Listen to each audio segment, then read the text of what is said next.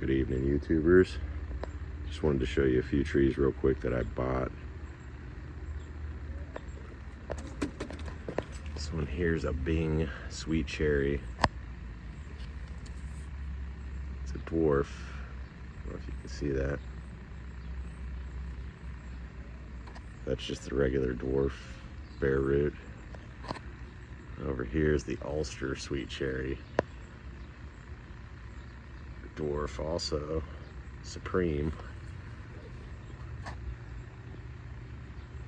It's just a little bit bigger than the other one. You can see it's kind of branched out too a little bit. About a year older. And over here we have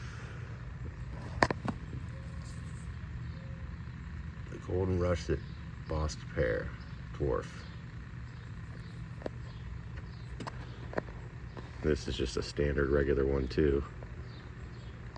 Nothing really coming out of it yet. It's starting to get a few little sprouts at the top.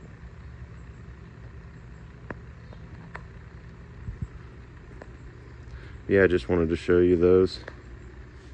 Don't forget to like and subscribe. Thanks for all the support.